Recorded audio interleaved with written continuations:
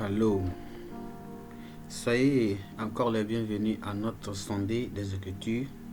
C'est un moment opportun où le Seigneur veut que nous entendions sa parole et on ouvre de page en page pour savoir qu'est-ce que le Seigneur veut que nous sachions et qu'est-ce qu'il veut que nous puissions entendre et apprendre. Cependant, le Seigneur nous a fait bien. Il nous a donné cette opportunité encore de pouvoir écouter sa parole. Alors, nous allons sans plus tarder prier. Éternel Rocher, nous te remercions, nous te glorifions aujourd'hui pour cette opportunité que tu nous as donnée de pouvoir étudier ta parole. Notre prière, Seigneur, c'est que tu nous donnes l'entendement et la compréhension de ce que tu veux que nous sachions au nom de Jésus. Seigneur, induis de cette compréhension et donne la compréhension, Seigneur, profonde de ce que tu veux que nous sachions. Seigneur, que nous connaissions des choses importantes. Jésus-Christ qui est notre saint berger, notre adorateur, celui qui nous a donné ce que nous pouvons avoir pour être solide et pouvoir nous a donné la voie d'aller au ciel. Merci parce que tu nous as écoutés. Au nom précieux de Jésus, nous avons prié. Amen. Frères et sœurs, soyez les bienvenus encore, une fois encore. Sans plus tarder aujourd'hui, nous allons aller dans notre sondée des Écritures. Et avant que nous émergions dans notre sondée des Écritures, nous allons faire un rappel de ce que nous avons appris sur la leçon précédente. La leçon précédente, nous avons appris le jugement divin sur l'Égypte. Et là, nous avons appris que Dieu ne veut pas qu'un pécheur périsse, mais qu'il se repente et soit sauvé. Ceux qui restent dans leur mauvaise voie seront jugés et jetés en enfer. Par conséquent, ou bien par contre, ceux qui répondent à l'appel de Dieu et se repentent recevront le pardon et la délivrance du jugement à venir. Je prie que le Seigneur nous aide, que ceux qui sont toujours dans le péché se repentent et qu'ils viennent, afin qu'ils puissent échapper au jugement qui viendra au nom de Jésus. Seigneur, merci. Nous allons aller dans notre étude d'aujourd'hui. Et notre étude d'aujourd'hui, nous allons considérer l'étude, la leçon 44, qui est la Pâque et l'exode d'Israël. La Pâque et l'exode d'Israël. La Pâque et l'exode d'Israël. Nous allons considérer notre test de lecture. Notre test de lecture dans le livre d'Exode 12. Pour y aller d'abord, nous allons considérer notre verset à mémoriser qui est Exode chapitre 12, le verset 42. Exode chapitre 12, le verset 42. Nous allons lire ce verset qui est tellement important. Cette nuit sera célébrée en honneur de l'Éternel, parce qu'il les fit sortir du pays d'Égypte. Cette nuit sera célébrée en honneur de l'Éternel par tous les enfants d'Israël et par leurs descendants. Cette nuit sera célébrée en l'honneur de l'Éternel parce qu'il les fit sortir du pays d'Égypte. Cette nuit sera célébrée en honneur de l'Éternel par tous les enfants d'Israël et par leurs descendants. Nous allons lire notre texte dans le livre d'Exode, chapitre 12 plutôt, à partir du verset 1. Exode chapitre 12, nous lisons à partir du verset 1. L'Éternel dit à Moïse et Aaron dans le pays d'Égypte: ce mois-ci sera pour vous le premier des mois. Il sera pour vous le premier des mois de l'année. Parlez à toute l'assemblée d'Israël et dites: le 10e jour de ce mois, on prendra un agneau pour chaque famille, un agneau pour chaque maison. Si la maison est trop peu nombreuse pour un agneau, on le prendra avec son plus proche voisin. Selon le nombre des personnes, vous compterez pour cet agneau d'après ce que chacun peut manger. Il sera un agneau sans défaut, mâle âgé d'1 an. Vous pourrez prendre un agneau ou un chevreau. Vous le garderez jusqu'au 14e jour de ce mois, et toute l'assemblée d'Israël l'immolera entre les deux soirs. On prendra de son sang et on en mettra sur les 2 poteaux et sur le linteau de la porte des maisons où on le mangera. Cette même nuit, on n'en mangera la chair rôtie au feu.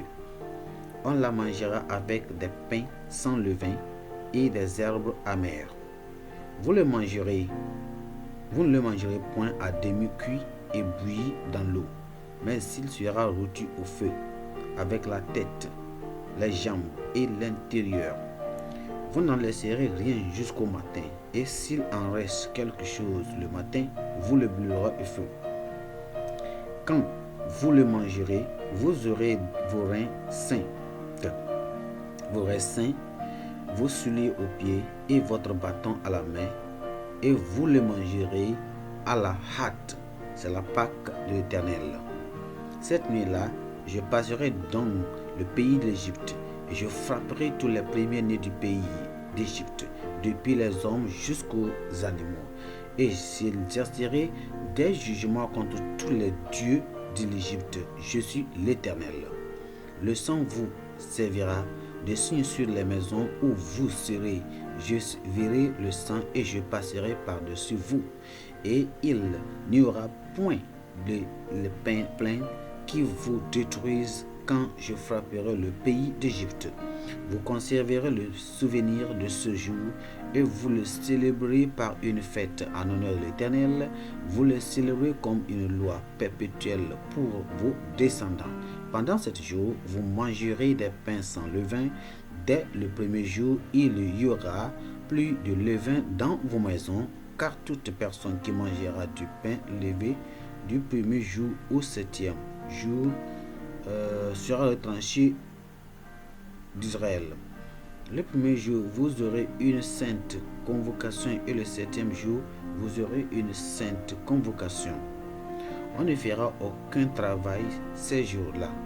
Vous pourrez seulement préparer la nourriture de chaque personne. Vous observerez la fête des pains sans levain, car c'est en ce jour même que j'aurai fait sortir vos armées du pays de l'Égypte. Vous observez ce jour comme une loi perpétuelle pour vos descendants.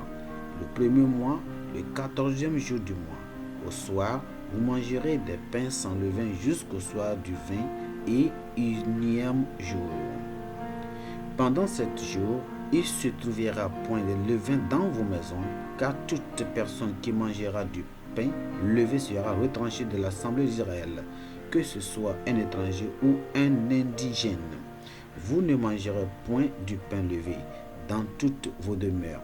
Vous mangerez des pains sans levain. Moïse appela tous les anciens d'Israël et leur dit: allez prendre du bétail pour vos familles et immoler la Pâque. Vous prendrez ensuite un bouquet d'hysope. Vous le tremperez dans le sang qui sera dans le bassin, et vous toucherez le linteau et les 2 poteaux de la porte avec le sang qui sera dans le bassin. Nul ne sortira de la maison jusqu'au matin. Quand l'Éternel passera pour frapper l'Égypte, il verra le sang sur les linteaux et sur les 2 poteaux. L'Éternel passera par-dessus la porte et ne permettra pas aux destructeurs d'entrer dans vos maisons pour frapper. Vous observerez sera comme une loi pour vous et pour vos enfants à perpétuité. Quand vous serez entrés dans le pays que l'Éternel vous donnera, cela sa promesse, vous observerez cet usage sacré. Et lorsque vos enfants vous diront: que signifie pour vous cet usage? Vous répondrez: c'est le sacrifice de Pâques en honneur de l'Éternel qui a passé par-dessus les maisons des enfants d'Israël en Égypte, lorsqu'il frappa l'Égypte et qu'il sauva nos maisons. Le peuple s'inclina et se prosterna. Et les enfants d'Israël s'en allèrent et firent ce que l'Éternel avait ordonné à Moïse et Aaron, et ils firent ainsi. Au milieu de la nuit, l'Éternel frappa tous les premiers-nés du pays, l'Égypte, depuis le premier-né de Pharaon assis sur son trône, jusqu'au premier-né du captif dans sa prison, et jusqu'aux tous les premiers-nés des animaux. Pharaon se leva de nuit, et tous ses serviteurs et tous les Égyptiens, et il eut de grands cris en Égypte, car il n'y avait point de maison où il n'y eut un mort. Dans la maison même, Pharaon appela Moïse et Aaron et leur dit: levez-vous, sortez du milieu de mon peuple, vous et les enfants d'Israël, allez servir l'Éternel comme vous l'avez dit. Prenez vos brebis et vos bœufs, comme vous l'avez dit, allez et bénissez-moi. Les Égyptiens pressèrent le peuple et avaient hâte de le renvoyer du pays, car ils disaient, nous périrons tous. Le peuple emporta sa pâte avant qu'elle fût levée. Ils enveloppèrent les pétrins dans leurs vêtements et les mirent sur leurs épaules. Les enfants d'Israël firent ce que Moïse avait dit, et ils demandèrent aux Égyptiens des vases d'argent, des vases d'or et des vêtements. L'Éternel fit trouver grâce au peuple aux yeux des Égyptiens et se rendit à leur demande. Ils dépouillèrent les Égyptiens. Les enfants d'Israël partirent de Ramsès pour Succoth, au nombre d'environ de 600 000 hommes de pied, sans les enfants. Une multitude de gens de toutes espèces montèrent avec eux. Ils avaient aussi des troupeaux considérables et de brebis et de bœufs. Ils firent des gâteaux cuits sans levain avec la pâte qu'ils avaient emportée d'Égypte et qu'ils n'étaient pas levés, car ils avaient été chassés d'Égypte sans pouvoir tarder et sans prendre des provisions avec eux. Le séjour des enfants d'Israël en Égypte fut de 430 ans. Et au bout de 430 ans, et le jour même, toutes les armées de l'Éternel sortirent du pays d'Égypte. Cette nuit sera célébrée en l'honneur de l'Éternel, parce qu'il les fit sortir du pays d'Égypte. Cette nuit sera célébrée en l'honneur de l'Éternel par tous les enfants d'Israël et par leurs descendants. L'Éternel dit à Moïse et Aaron, voici une ordonnance au sujet de la Pâque. Aucun étranger n'en mangera. Tu circonciras tous les esclaves acquis à prix d'argent, alors il en mangera. L'habitant et le mercenaire n'en mangera point. Et on ne la mangera pas seul que dans la maison. Et vous n'emporterez point de la chair hors de la maison, et vous ne briserez aucun os. Toute l'assemblée d'Israël fera la Pâque. Et si un étranger en ce jour sur toi veut faire la Pâque de l'Éternel, tout mâle de sa maison devra être circoncis. Alors il s'approchera pour la faire, et il sera comme l'indigène, mais aucun incirconcis n'en mangera. La même loi existera pour l'indigène comme pour l'étranger en ce jour au milieu de vous. Tous les enfants d'Israël firent ce que l'Éternel avait ordonné à Moïse et à Aaron, et ils firent ainsi. Et ce même jour, l'Éternel fit sortir du pays d'Égypte les enfants d'Israël selon leurs armées. Que le Seigneur bénisse cette lecture.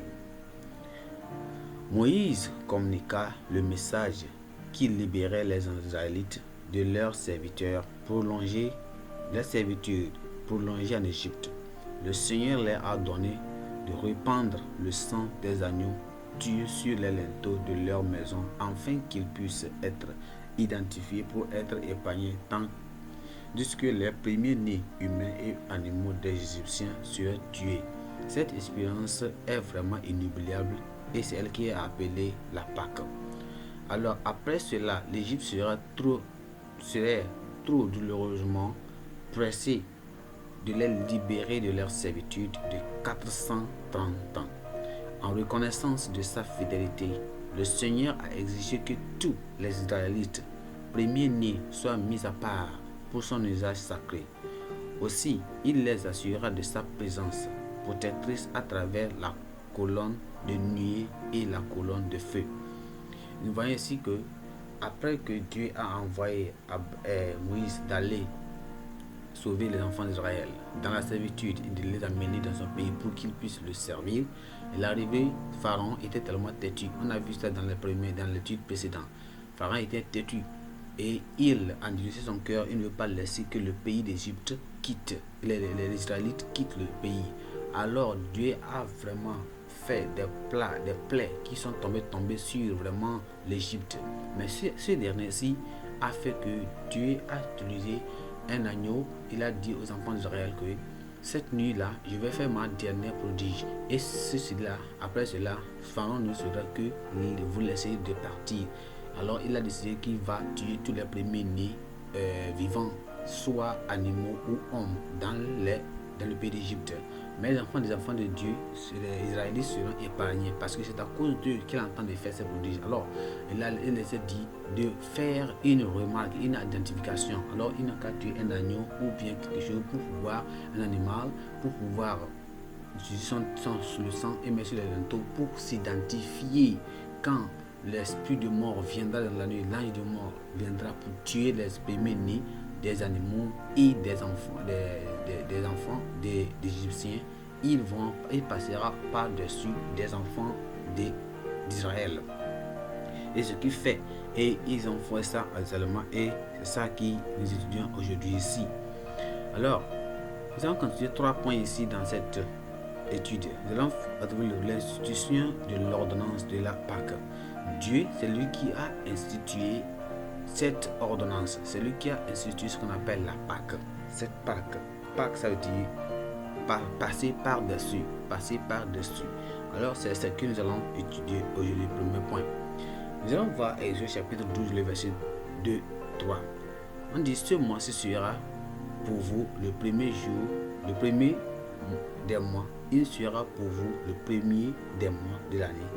Parlez à toute l'assemblée d'Israël et dites, le 10e jour de ce mois, on prendra un agneau pour chaque famille, un agneau pour chaque maison. Quand vous le mangerez, vous aurez vos reins sains, vos souliers aux pieds et votre bâton à la main, et vous le mangerez à la hâte. C'est la Pâque de l'Éternel. C'est ce que l'Exode nous dit ici. Alors, en cela, nous voyons que dans le programme de Dieu, il y a d'importantes réalisations et des faits spirituels qui doivent être célébrés pour exprimer la valeur d'excellence vraiment qui leur est attribuée et notre profonde gratitude envers Dieu en tant qu'auteur de telles réalisations. C'est Dieu qui est le réalisateur, c'est lui qui est l'institution, c'est lui qui est le fondateur, lui qui est le créateur, qui a fait ces choses. Alors c'est lui qui a institué quelque chose. Nous qui sommes été créés, nous devons le glorifier pour se rappeler de comment Dieu a fait ces choses et le glorifier. Dieu a institué l'ordonnance de la Pâque comme un événement pour préparer les Israélites à leur exode, à leur sortie, à leur démarche de l'Égypte. Chaque ménage ou un ensemble de ménages devait choisir un agneau, chaque maison, ou une chèvre sans défaut, un mâle à la première année, ça veut dire que d'un an, et tuer et faire une marque sur le montant de la porte de sa maison avec son sang, sur les linteaux ou les portes. Donc, ce sacrifice divinement désigné devait être le substitut de leur premier-né qui sera mort dans la peste. C'est-à-dire quand normalement cet ange venait, parce qu'il faisait partie de l'Égypte, eux aussi, leur premier-né devait mourir. Mais Dieu a fait quoi? Il a cherché un substitut, un remplacement. Alors, cet agneau qu'ils ont tué, c'est cet agneau qui sera remplacé. Et on verra plus tard que cet agneau, c'est lui qui est Christ. L'agneau devait être rôti et mangé avec du pain sans levain et des herbes amères. Ce qui veut dire le sacrifice du Seigneur Jésus-Christ comme agneau pascal sur la croix au calvaire. Et la Pâque vraiment a présagé son sang versé pour la rémission de nos péchés, ce que Christ a fait. Ce temps, l'agneau a été aidé pour pouvoir les préserver de la mort. Et lui-même, qui s'est venu, il n'a pas seulement fait ça pour les premiers-nés, mais il a fait ça pour toute l'humanité. Il a fait ça pour toute l'humanité. Il a fait ça pour que nous puissions être séparés, pour que nous puissions être sauvés du danger, du jugement à venir, de la mort spirituelle, de la mort éternelle qui était penchée sur l'homme. Parce que la Bible nous dit dans Romains chapitre 3, le verset 23 que car tous ont péché et sont privés de la gloire de Dieu. La mort, c'est la mort. L'âme qui pêche, c'est elle qui mourra. Alors, toute âme avait péché et seulement que nous sommes péchés, privés de la gloire de Dieu. C'est-à-dire que la mort était réservée à nous. Mais Christ est venu comme l'agneau. Il est mort pour substituer cette mort, pour nous restaurer. Alors, et il mangeait, ils ont mangé cette nourriture, cette viande avec une herbe amère. Qu'est-ce que cela veut dire? Cette herbe amère substitue quoi? La souffrance, la peine. Cette souffrance de Jésus-Christ à la croix, il sera châtié, va souffrir la peine pour aller à la croix. Et c'est ça la peine. C'est la Pâque. C'est la Pâque. Et son corps sans péché, de nos péchés, qui donne la vie aux croyants. Et les souffrances amères qu'il a eues et la mort qu'il a endurée pour porter notre chagrin et nos peines. C'est ça, cette herbe amère qu'il devait manger avec. La fête de la Pâque devait commémorer la nuit où le Seigneur passera ou bien passa sur les maisons des Israélites, marquées par le sang. C'est pourquoi il a dit dans Exode que et le sang vous servira de signe sur les maisons où vous êtes. Et quand je verrai le sang, je passerai par-dessus vous, et par la peste ne sera pas sur vous pour vous détruire quand je frapperai le pays d'Égypte. Je prie que le Seigneur Christ nous soit sauvé et nous restons dans son sang pour que le jugement à venir ne seront pas coupables au nom de Jésus. En dehors de sa première observance qui a précédé l'exode des Israélites d'Égypte, la fête des pains sans levain a été ordonnée pour être un événement annuel qui durait 7 jours. Pendant toute la nuit, la durée de cette fête, aucun levain ne doit être trouvé nulle part dans leur maison. Le levain dans leur maison doit maintenant être interprété spirituellement comme un péché dans la vie d'un chrétien. Il disait qu'il devait manger, il devait commémorer et célébrer, c'est-à-dire il devait célébrer cette fête, cet événement, et en le célébrant, il devait le célébrer pour 7 jours.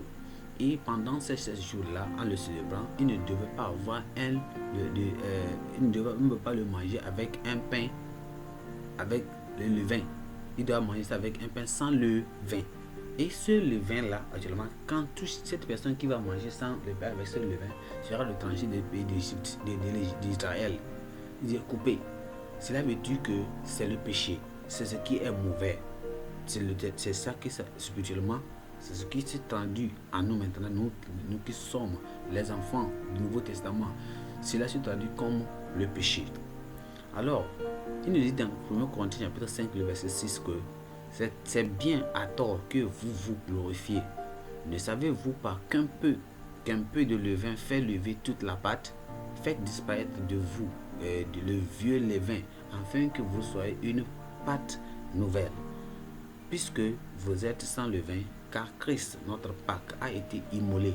Célébrons donc la fête, non avec du vieux levain, non avec un levain de malice et de méchanceté, mais avec les pains sans levain de la pureté et de la vérité.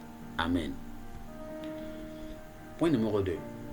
Nous voyons l'instruction sur l'observation et le but de la Pâque. Dieu, après avoir donné l'instruction, il a institué cette Pâque. Maintenant, il va leur montrer comment ils doivent célébrer cette Pâque et quel est le but.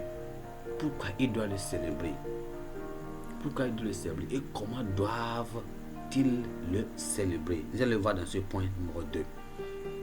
Premièrement, Moïse a été envoyé à Pharaon avec des lourdes nouvelles qui jugeraient son manque de respect pour le commandement de Dieu. Vous vous souvenez de cela? Il a endurci son cœur. De même a-t-il également été envoyé aux Israélites avec des conseils divins sur ce qu'il fallait faire pour profiter des bénédictions promises de Dieu. Moïse, comme d'autres fidèles serviteurs de Dieu, ici, il est parti faire ça exactement. Mais Pharaon n'a pas entendu. Il s'est rendu sur son cœur. Mais par contre, les enfants d'Israël ne l'ont pas fait. Ils ont obéi. Pharaon a désobéi à Dieu et ce sont les conséquences qui ont arrivé dans sa vie. Et quand les enfants d'Israël ont obéi au commandement de Dieu, voici qu'ils ont eu quoi? Ils ont été bénis. Ça veut dire quoi? Nous apprenons ici que l'obéissance amène la bénédiction. Quand Dieu commande que nous devons obéir à travers ses serviteurs, à travers ses pasteurs, à travers les leaders, nous devons obéir que des désobéissances. Ouais. Comme il disait que Moïse, comme d'autres fidèles serviteurs de Dieu, il a fidèlement fait quoi? Transmis le message de Dieu aux Israélites sur la façon dont ils devaient observer la première Pâque en Égypte. Il a donné l'instruction, il a parlé aux enfants d'Israël, ils ont obéi. Nous allons obéir au commandement de Dieu au nom de Jésus. Également, Dieu a instruit sur la façon dont il devait être célébré comme une ordonnance perpétuelle. Deuxièmement, nous observons que tandis que Pharaon a continuellement montré du mépris pour la parole de Dieu, la réponse des Israélites à sa parole était comment? Louable. Gloire à Dieu. C'est de ça que nous allons prendre. Nous n'allons pas choisir d'après Pharaon, mais d'après les Israélites, à travers leur réponse, leur attitude concernant la loi de Dieu. Cette obéissance a donné aux enfants d'Israël des bénédictions, parce qu'ils ont obéi. Alors Dieu, de la façon d'observer la Pâque, il les a amenés en grâce auprès de quoi? De Dieu. Si la conscience de Pharaon n'avait pas été endurcie, sa confession aurait été car la destruction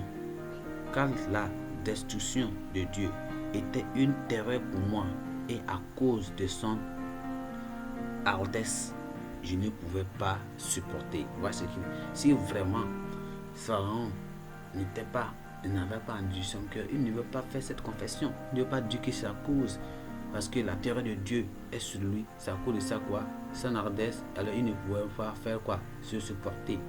Non, il devait obéir à la loi, au commandement de Dieu. Mais la dureté du cœur l'a poussé à faire la sourde oreille aux paroles effrayantes du jugement de Dieu prononcé sur l'Égypte, jusqu'à ce qu'un fléau final de la mort de tous les premiers-nés dans le pays d'Égypte soit infligé, soit tué, soit ôté.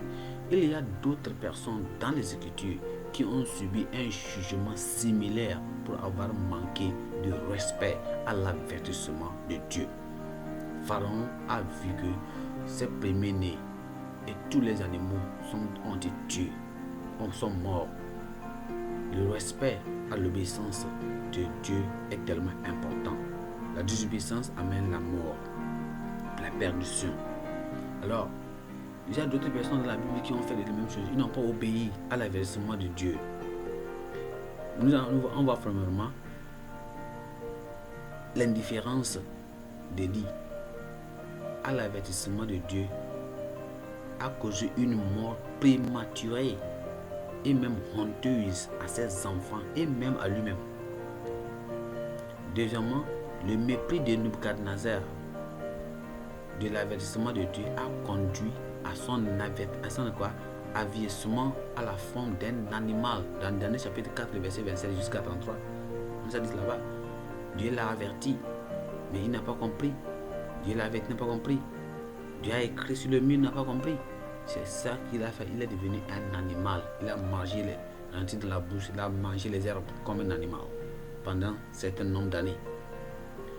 On a vu aussi quoi? L'avertissement des Écritures à ceux qui ne veulent pas céder à l'avertissement de Dieu par sa parole et ses serviteurs est que Dieu dit: un homme qui mérite d'être repris et qui raidit de coups sera brisé subitement et sans remède.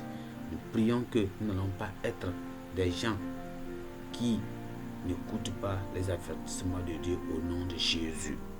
Le jugement viendra pour les pécheurs. Et ceux qui sont toujours dans le péché, la Bible dit: repentez-vous et venez abandonnez vos péchés, abandonnez vos mauvaises voies. Il continue de dire, il n'y a pas le temps, il y a le temps, il y a le temps, on va se réjouir un peu.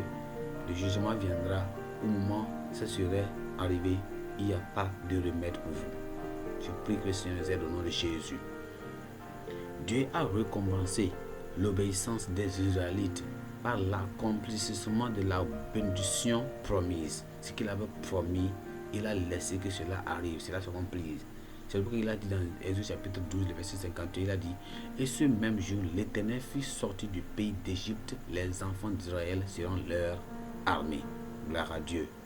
Le même jour, quand ils ont obéi à cette ordonnance, Dieu a fait quoi? Il les a fait sortir du bondage, de la servitude de l'Égypte. Alors ils ont quitté l'Égypte pour aller dans le pays, dans la terre promise. Le Seigneur nous aidera au nom de Jésus. Dieu s'est manifesté à Pharaon et aux Égyptiens en tant que juge par les actes suivants. Dieu s'est manifesté à Pharaon et aux Égyptiens en tant que juge par les actes, ou bien aux actions suivantes. Premièrement, on voit que les premiers-nés des enfants d'Israël et des enfants d'Égypte ont été tués. Deuxièmement, Pharaon a ordonné la libération immédiate des Israélites dans une soumission totale à la suprématie et la puissance de Dieu sur les créatures. Gloire à Dieu. Troisièmement, l'exode d'Israël d'Égypte est finalement devenu une réalité. Ce qu'ils vraiment les Israélites rêvaient qu'il n'a qu'à arriver. Ce que les prophètes ont prophétisé concernant arrivé. Voici les traits descriptifs de ce glorieux exode d'Égypte. Premièrement, ils quittèrent l'Égypte avec tous leurs effets personnels. Tout. Deuxièmement, il y avait une expression notable de faveur divine envers les Israélites. Par intervention divine, ils furent enrichis du butin de l'Égypte. Ça veut dire quoi? Dieu a touché les Égyptiens. Vraiment, la Bible nous dit quoi? Il les a donné de tout ce qu'ils voulaient. L'argent, il les a donné tout. L'argent, l'or, tout ce qu'ils avaient besoin. Quand ils ont demandé aux Égyptiens, les Égyptiens les ont donné. Donc quand ils quittaient, ils avaient de tout. Les richesses, ils avaient de tout. Les Israélites, la manière dont ils les ont trichés quand ils étaient en esclavage, Dieu a fait de telle manière qu'ils les ont eux-mêmes les ont donné tout. Ils les ont repayé. Ils ont repayé tout ce qu'ils les avaient volé. Le Seigneur va toucher vos ennemis qui vont vous payer tout ce que l'ennemi a volé de vous. Il va vous le donner au nom de Jésus. Tout ce qu'on a pris de vous et qui était vraiment légal appartient à vous. Le Seigneur va vous le remettre, va vous le redonner au nom de Jésus. Les Israélites ont aussi bénéficié d'un salut, d'une délivrance et d'une rédemption complète parce qu'ils ont été divinement aidés à partir avec tous leurs petits et leurs animaux en exécution de ce que Dieu avait ordonné par Moïse. Toujours l'obéissance, et c'est elle qui amène la bénédiction de tout ce que nous avons besoin. Quatrièmement, Pharaon, sous la main forte de Dieu, a chassé les Israélites hors de l'Égypte, comme Dieu l'avait précédemment assuré à Moïse. Gloire à Dieu. Tu dois le faire. Quand Dieu enlève sa main, qui es-tu, homme? Qui es-tu, roi? Qui es-tu, Satan? Tu vas donner la voix à Dieu. Gloire à Dieu. Cinquièmement, leur exode était l'accomplissement final de la promesse tant attendue de Dieu à Abraham. C'est une promesse que Dieu a donnée à Abraham. Et finalement, cette promesse maintenant est arrivée. Elle a accompli. Le Seigneur accomplit toutes ses promesses dans notre vie au nom de Jésus. Sixièmement, c'était aussi un accomplissement de sa promesse actuelle de réponse divine à leurs cris envers lui pour mettre fin à leur servitude en Égypte. Il avait aussi permis il a appelé Moïse, il a dit, j'entends les cris des enfants d'Israël, je vais t'envoyer pour que tu les sauves et tu les libères de ces cris, de les souffrances, de cette servitude. Et finalement, cette promesse s'est accomplie. Septièmement, on voit la permanence de cette bénédiction qui s'exprime à travers l'exigence de Dieu que le souvenir de cet événement soit préservé tout au long de leur génération. Le Seigneur a voulu que ceci soit vraiment préservé et continu. Tous les enfants d'Israël, ainsi que leurs serviteurs qui ont été achetés, c'est-à-dire les esclaves, à prix d'argent et qui ont été circoncis, doivent participer à l'ordonnance de la Pâque. Sur notre maintenant, la dispensation de notre nouvelle alliance, nous qui sommes les enfants de Dieu aujourd'hui, nous qui sommes les chrétiens d'aujourd'hui, seuls ceux qui ont été rachetés par le précieux sang de Jésus doivent prendre part à la version du Nouveau Testament de la Pâque, c'est-à-dire qui est quoi? Le repas du Seigneur, c'est-à-dire le dîner du Seigneur ou bien le repas du Seigneur. Le repas du Seigneur. C'est seulement ceux qui sont nés de nouveau. Comme on les a dit, en ce moment, les étrangers, ceux qui n'étaient pas israélites ne doivent pas manger de cette Pâque. Ils ne doivent pas manger de l'agneau. Mais ceux qui doivent manger, ils sont des étrangers, doivent être circoncis. Les esclaves et tous ceux qui sont circoncis. C'est la même chose aujourd'hui. Nous les enfants de Dieu, avant que nous allons manger le repas du Seigneur, avant que nous mangions le repas du Seigneur, nous devons s'examiner. On doit s'examiner pour voir s'il n'y a aucun péché en nous. Et si nous sommes nés de nouveau, avant que nous puissions faire comment? Avant que nous ne puissions le manger. Dans le contraire, on ne peut pas le manger. On ne peut pas le manger. La Bible dit on doit s'examiner avant de le manger.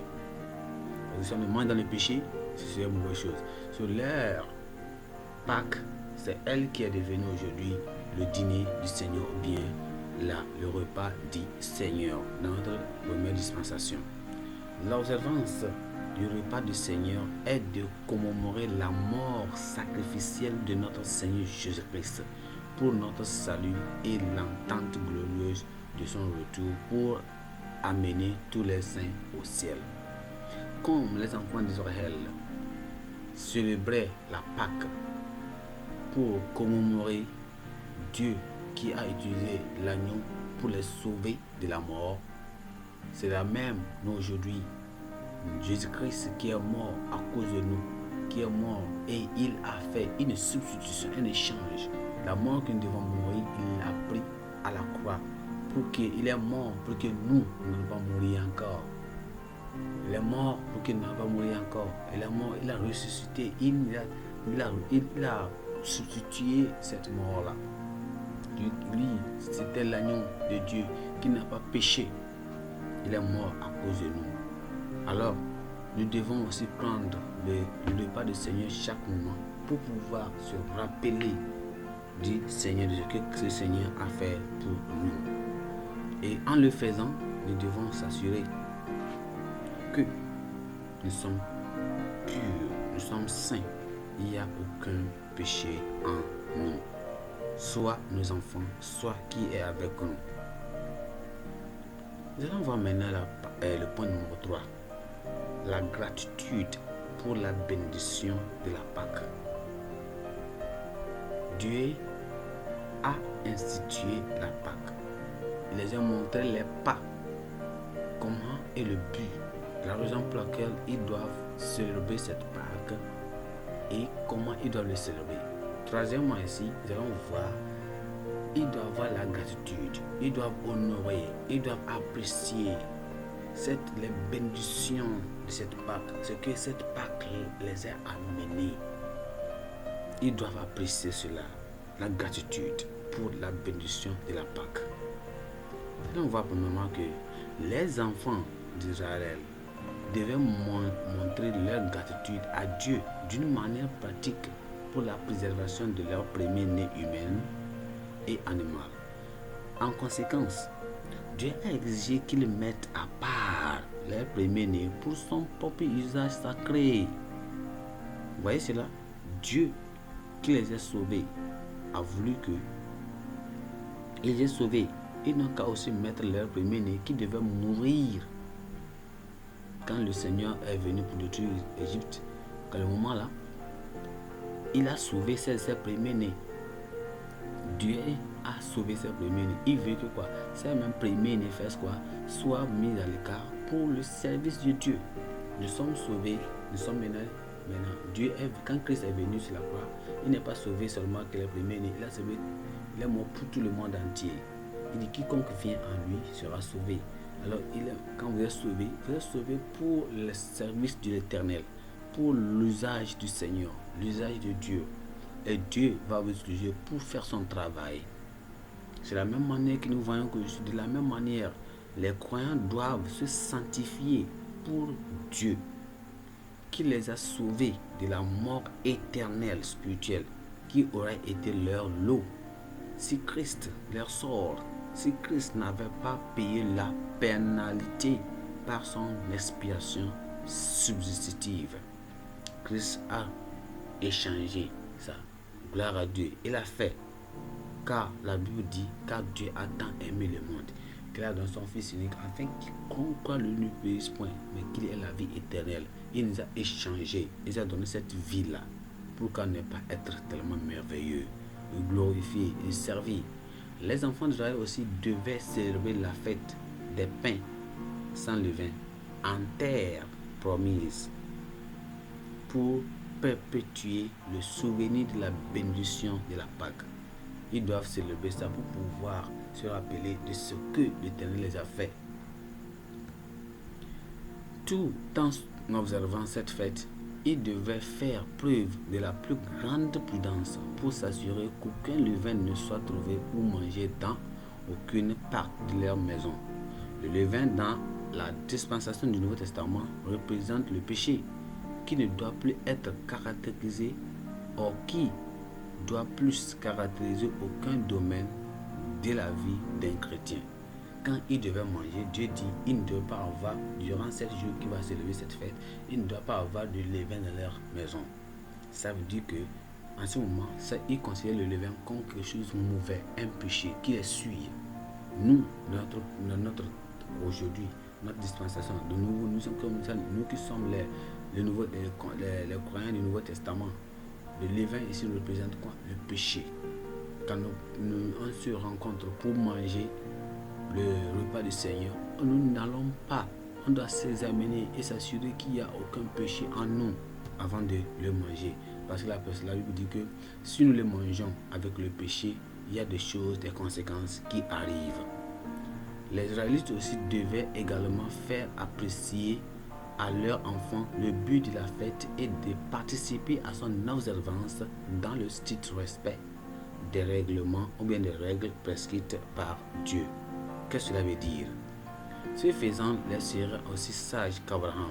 Les parents, ça veut dire que quoi? Ici, ce que je veux dire quoi?